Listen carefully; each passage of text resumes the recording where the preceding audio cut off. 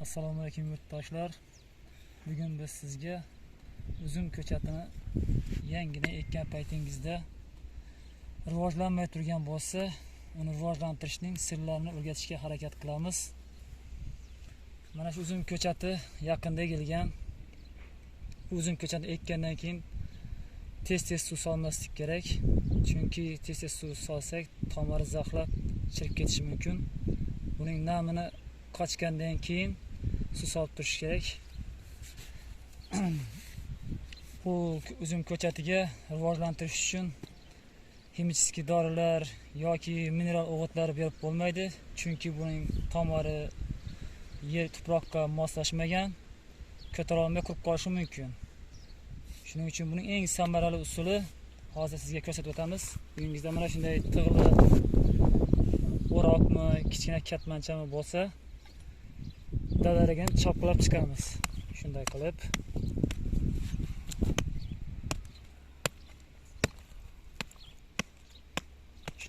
chopqilaymiz. Sar o'tkirroq narsa kerak, bu sar o'tmasroq ekan.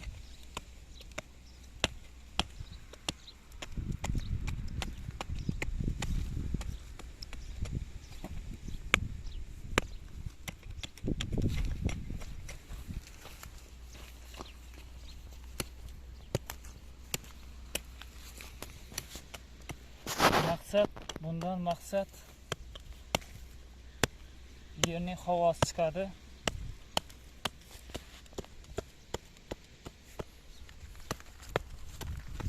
Rivojlanishi juda ham zo'r bo'ladi. Biz buni sinab ko'rganmiz. Siz ham sinab ko'rsangiz zarar qilmaydi.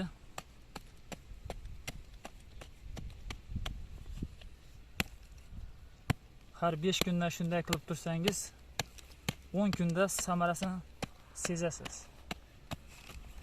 Juda zo'r effekt beradi. Bunga mineral o'g'it, ximический dorilar bersangiz, bu ko'tara olmaydi. Chunki to'proqqa tomir tashlamagan hali bu. 2 oy siz dori berib bo'lmaydi bunga. Mana shunday qilish kerak. 5 kunda shunday qilib tursangiz, samarasini sezasiz o'zingiz. Bog'ingizda bo'lsa, toza uzum egib yetishtirmoqchi bo'lsangiz,